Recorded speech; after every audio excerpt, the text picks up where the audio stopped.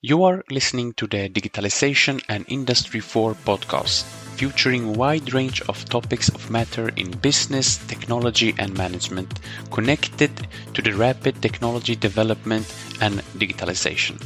Welcome to today's episode. I am in Lindholmen Science Park in Gothenburg. Here, dynamic collaboration is taking place and several of Sweden's leading development projects are being conducted. I am joined here by Peter Trixe, that is IT project manager with extensive experience both in public sector and private companies. Welcome, Peter. Thank you, Danar. Do you agree with me that here in Gothenburg it's a lot of innovation taking place? I agree totally with you.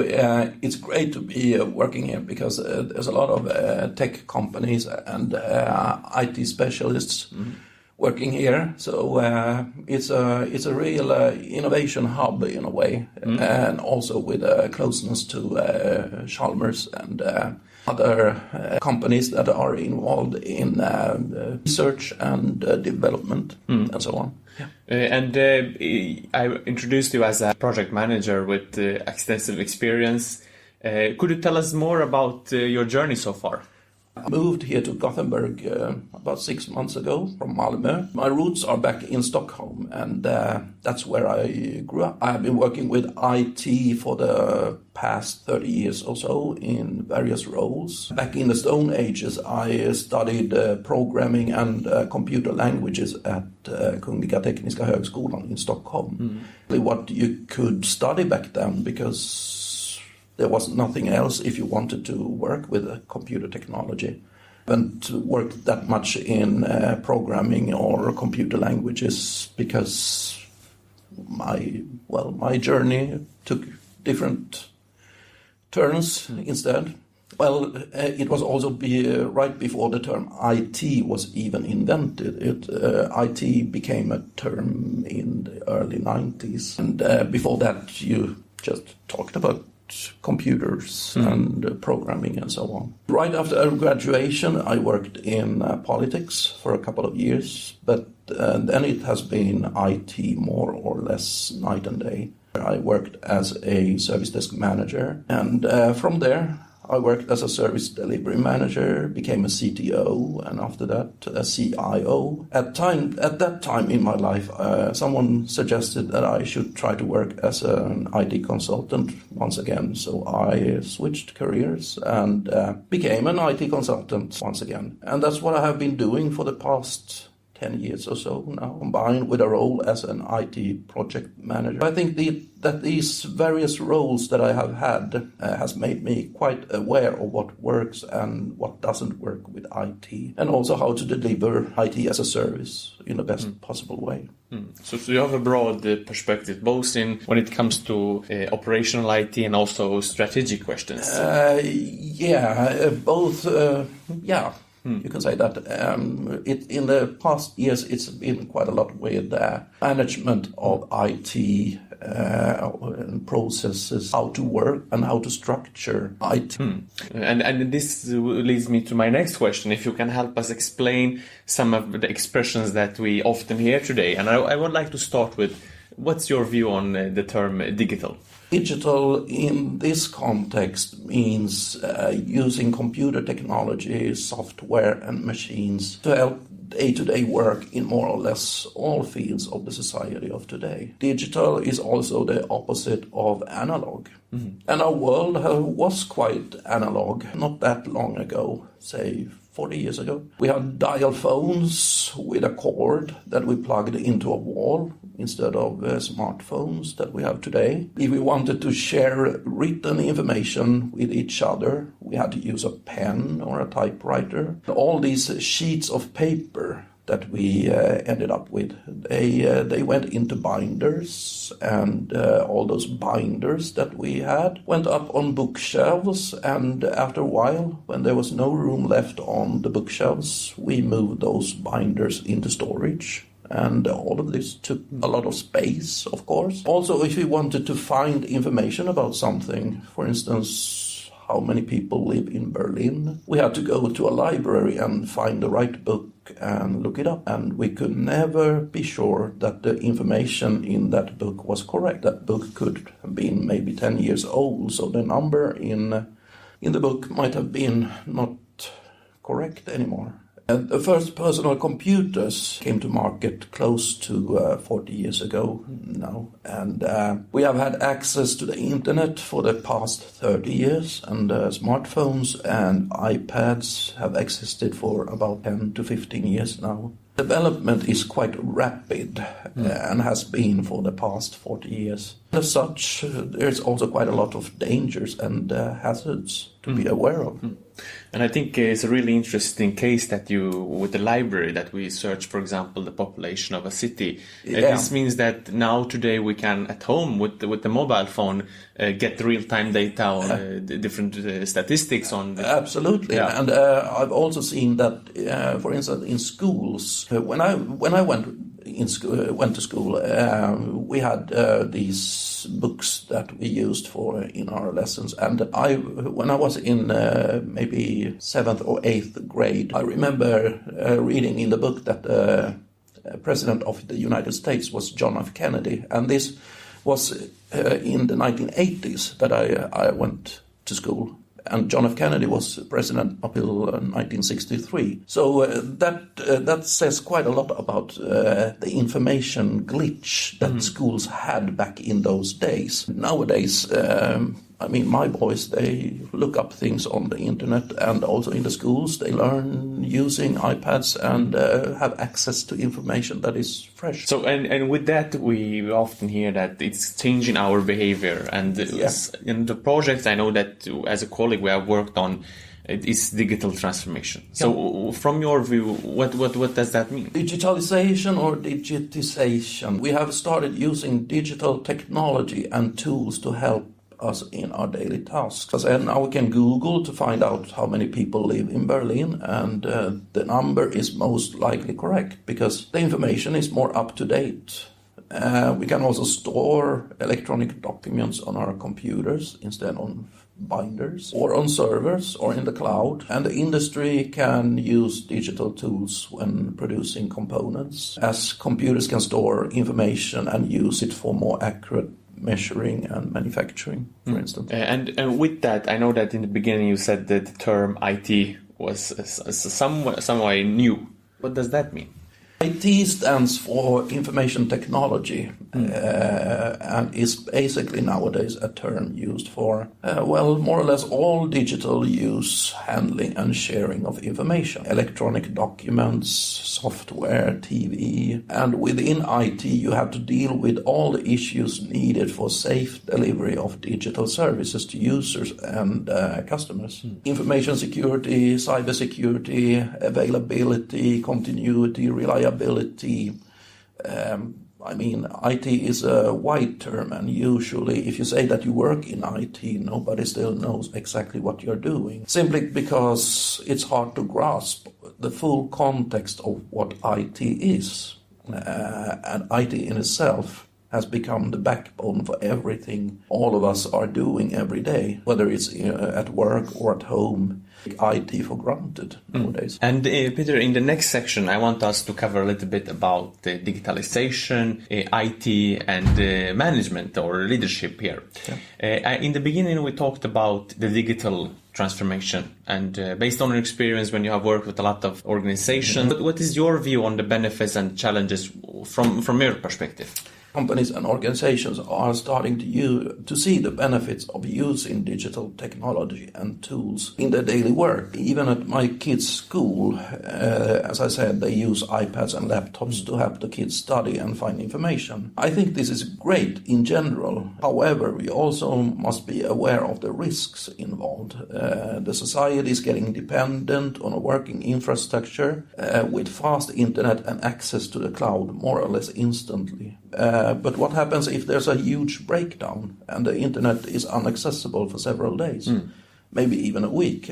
Could your business handle that, or What is your backup plan? Do you have any? So in broader perspective, that can be the challenges. If we move a lot of information into, for example, the cloud and Absolutely. there is a breakdown in some servers. So you see more that kind of challenges that can arise. Yeah, I've already seen it in different places. What happens if you don't have access to internet for a while? For instance, if you're a grocery store that are totally based on internet or connected cashier machines and so on, do you have a backup plan if something happens? Where do you start? How do people pay for their groceries? And also that when we talk about digital transformation, we don't only talk about technology, but also the shift in culture, processes, and our behavior. Yeah.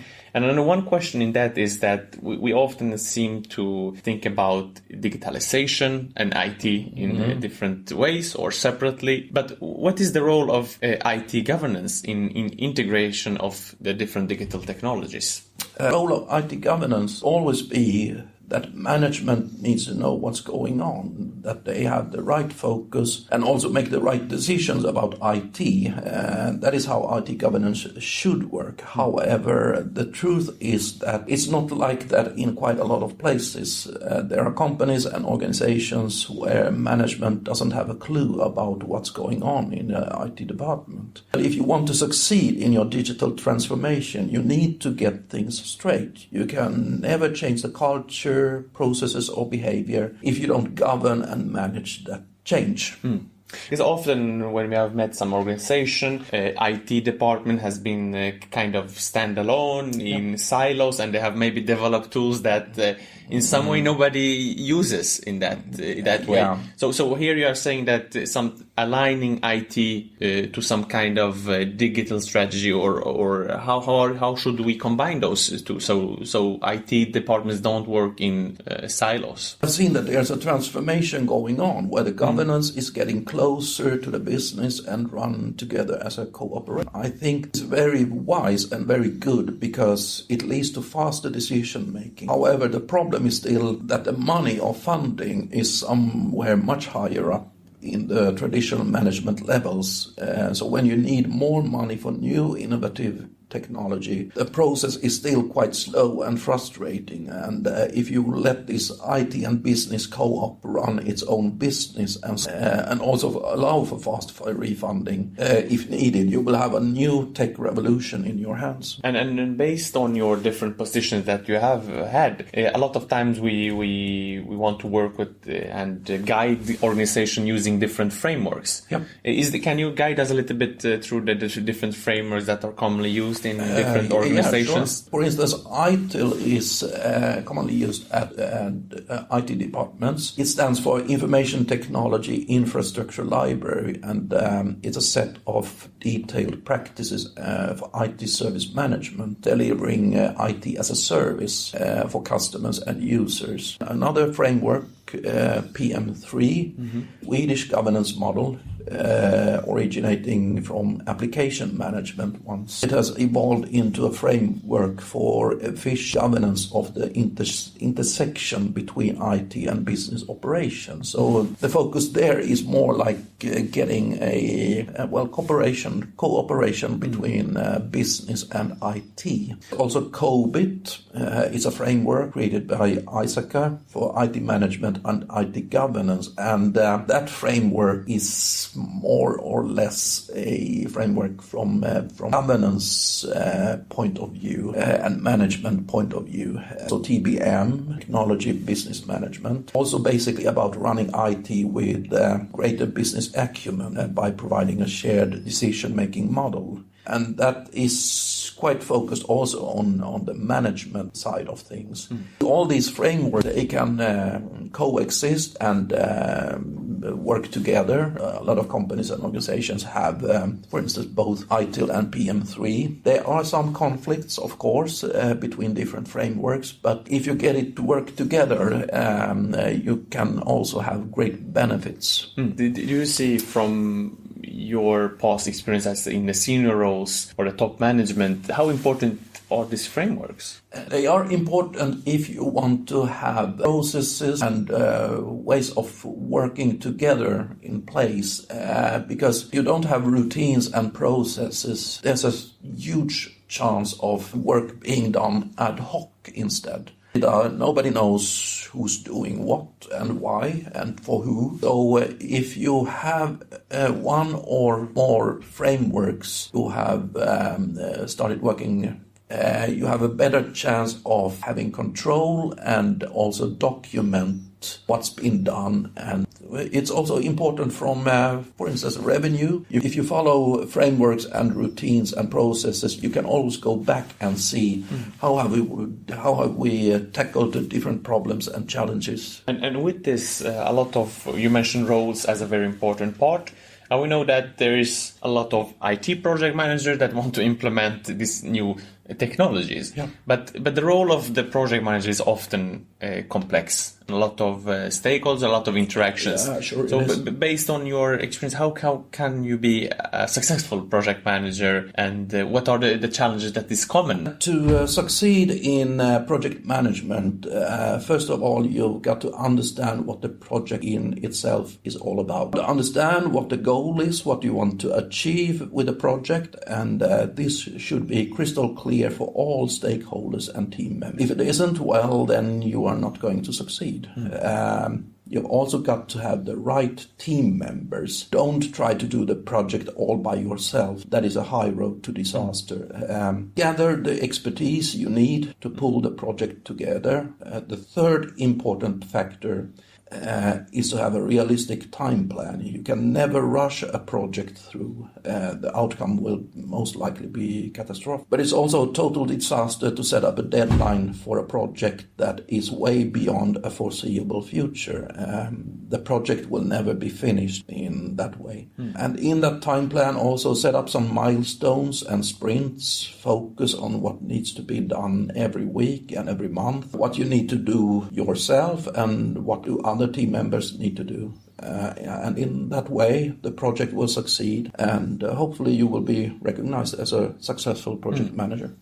So in that question, we looked at maybe the specific role of maybe one person, but nowadays when we look at the challenges, we see also organizational challenges. Yep. Do you agree with that? And what has been done to, for example, we've seen a lot of in organizations, they are becoming more agile. How do you tackle the organizational? Well, to start with agile, it has become kind of a buzzword nowadays. Every IT department strives to become agile, but yet not all of those IT departments know what the word means. The term itself originates from the Manifesto for Agile Software Development in 2001, in which it was stated that, for instance, tools and processes are important, but it's more important to have competent people working together effectively. And I have seen that still there are a lot of companies and organizations that put the focus on technology instead of the cooperation between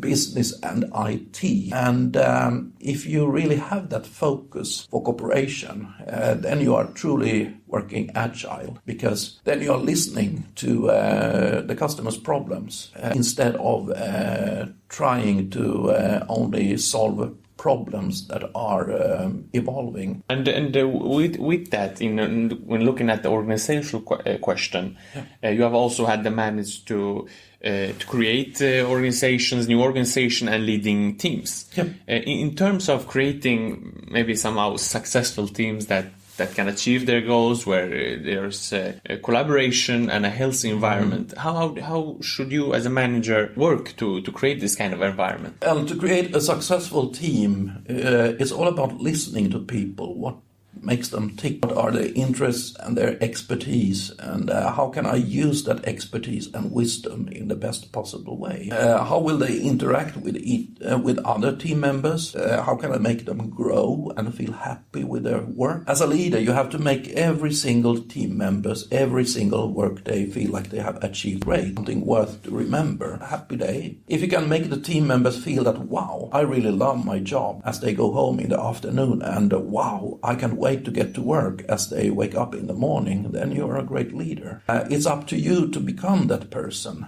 It's only you who can achieve that. No one else can transform you into becoming a great leader.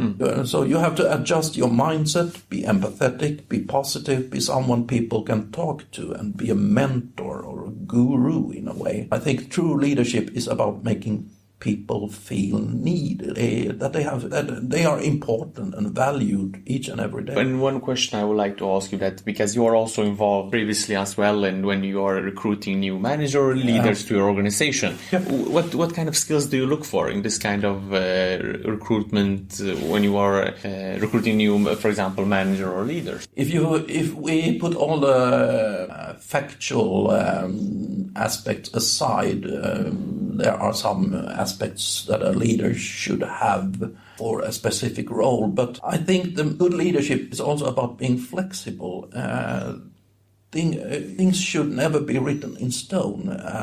The people you meet and lead are all unique individuals, and you have to understand that. Treat them equally, obviously, but have respect for the fact that we are all different and have different thoughts and ideas. Different background, different life values.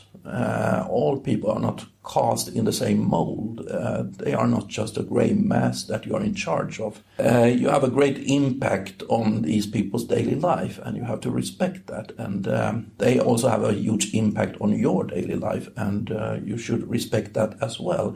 I think it's more about, to recruit a good leader, and I'm saying leader instead of a boss or a manager, is to have the right soft values in a way, because you can have all the formal education and a resume that is 20 pages long and so, but if you don't understand other people, you're never going to be a good leader. And I would like to, in the next section, go a little deeper on some general questions, because in the beginning I said that you have a very good overview of the different industries, academia, and also the public sector. So how would you say the digital maturity is in the public sector, maybe versus the private or the industrial sector? General view on it is that digital maturity varies quite a lot between different companies and different organizations. I would say that the digital maturity in the private sector in general is much higher than the digital maturity in the public sector. I think this has a lot to do with budget and financial issues. The public sector is run by politicians. Decision process that sometimes is quite a lot slower than a decision process in the private sector. And the budget is based on tax incomes, so it is quite rigid and fixed in the beginning of the year. IT department that needs more funding has to fight a tough battle to be able to raise any more money than a bag of coins they got in January. In the private sector, it is a bit easier, maybe not in all companies, but in most. The budget is more flexible. If the income from selling products increases, you have a high possibility to ask for more money for IT investments. One question that I always like to ask my guests is regarding artificial intelligence. Yeah. And we often hear that many people state that this kind of transformation will mean fewer jobs in the future, and that artificial intelligence application would replace humans. How do you see this? Artificial intelligence, I see, is a way to teach machines and robots to make fast, logical decisions based on things that happen instantly. And I think the best example I have is from healthcare, or rather from the world of surgery. Today, some of the most complicated surgery, for instance brain surgery, is performed by robots at some hospitals, and the robots gather information about what damage the brain has suffered, monitors the brain and the rest of the human on the surgery table all the time, just to be sure that nothing unforeseen happens. Then they perform the surgery with microscopic precision just at the right spot, so that the rest of the brain is left untouched. And I think this is, without doubt, the best way to use artificial intelligence. But there are, of course, other areas where AI works very well. I think most people think of AI as a nice gadget used in computer games or virtual reality. And of course, it is that as well. But there are a lot of practical uses for it. So you're more, maybe in this case, you're more positive, optimistic, and but you're also aware of the challenges we talked about in the beginning. In general, I'm positive for AI, but I think all aspects of IT, and not only AI, should consider the ethical aspects as well. We already have a lot of different laws and practices that prohibit the misuse of personal data, yet they are not always followed, as we all know. Artificial intelligence could quite well be misused by dodgy companies, so it's up to society to try to stop that misuse, and for the police and justice in general to have strict control and punishments for those who do so. But in general, I think AI is the future. And together we also are part of a lot of different collaboration in seminar, research projects, and also different groups online. I know that you also read a lot and have a good view on what kind of trends are going around. So what's your trend scouting around artificial intelligence, Internet of Things, automation, and those different digital technologies? Do you see something maybe in the future or a couple of years ahead? In general, we will have more and more things connected to the internet, and that they start to interact more with each other. In 15 or 20 years' time, our cars and other vehicles will be autonomous. Basically, cars will drive themselves. They will have rigid security systems to prohibit accidents as much as possible. But our homes will also be connected to the cloud, and a lot of our day-to-day chores will be done by connected hardware. I also think that a lot of our work can be done from home instead of having to go to an office or a specific workplace. We will have more flexibility and freedom, hopefully. However, all of this requires a technological infrastructure that is safe and trustworthy, and it also requires a lot of backup plans in case the internet just stops working one day. I know that we have a tight time schedule because we need to go into another seminar here, but Peter, I would like to ask you as a last question, how could people contact you if they want to get in touch or discuss these matters? Find me on LinkedIn. I have a LinkedIn profile. Just search for Peter Trixe. Sounds very good. So I want to thank you for your time. Thank you, Peter. And of course, we will also add all the links to how you can contact Peter on this episode webpage. So thank you very much. Thank you.